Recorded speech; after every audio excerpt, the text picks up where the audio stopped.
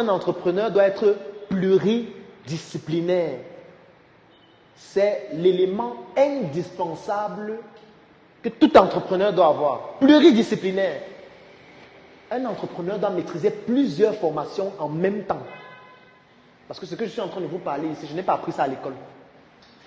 Un entrepreneur doit comprendre le management, doit comprendre la communication, doit comprendre l'intelligence économique, doit comprendre le marketing, doit comprendre la comptabilité, doit comprendre la trésorerie.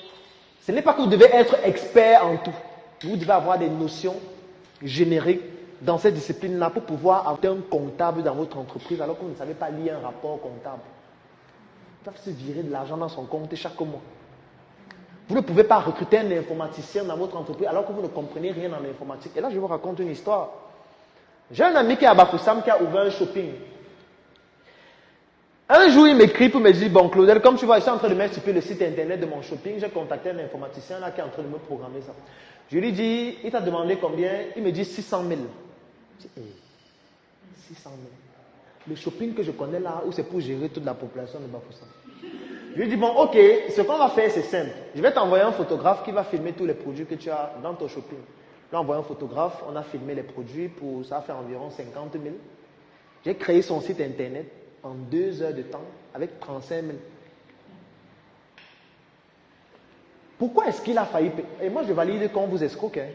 Comment? Si vous ne savez pas que vous devez être pluridisciplinaire, quelqu'un vient et dit même 1 million, je suis content. Payez. Parce que si vous ne construisez pas votre consistance intellectuelle, vous allez le perdre en temps et en argent. Parce que chaque fois que vous allez rencontrer quelqu'un qui va se rendre compte que vous ne maîtrisez rien de ce qu'il va faire dans votre entreprise, il va vous escroquer. Ce sera toujours comme ça. Parce que quand vous prenez un informaticien, il discute avec vous 2 minutes, il peut savoir votre niveau en informatique très rapidement. Et dès qu'il se rend compte que vous comprenez, 800 000. Si tu avais des petites notions en informatique, tu vas savoir que non, attends.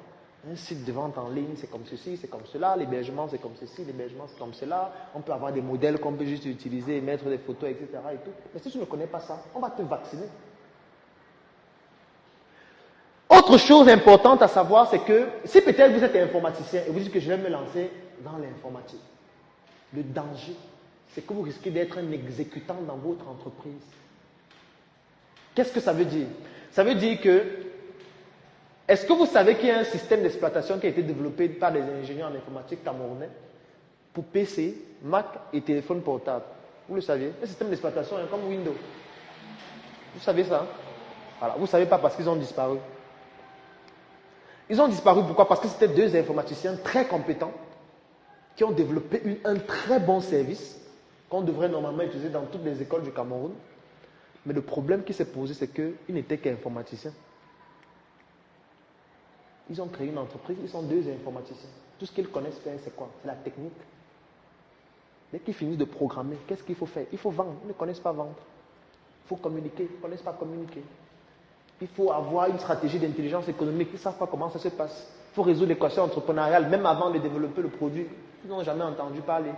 Tout ce qu'ils font, c'est être sur leurs ordinateurs, programmer. Après, ils disparaissent. C'est comme ça. Ça fait mal, mais c'est ça. Parce que quand vous courez le risque de vous lancer dans le secteur d'activité dans lequel vous avez été formé, c'est le fait d'être un exécutant et de ne faire qu'une seule chose, et de ne maîtriser qu'une seule chose, en vous disant que ça suffit. Pourtant, quand vous êtes entrepreneur, vous devez maîtriser plusieurs disciplines à la fois. Vous devez comprendre le management. Vous devez savoir ce que c'est que la relation client. Vous devez comprendre l'expérience client. Vous devez pouvoir former vos équipes. Si vous ne pouvez pas faire ça, et que vos employés se rendent compte à un moment donné que vous n'avez pas les compétences pour le faire, vous êtes foutu. Quand un employé se rend compte que le patron n'est pas compétent, c'est terminé. Votre entreprise est finie. Ils ne vont pas vous louper, on dit ça.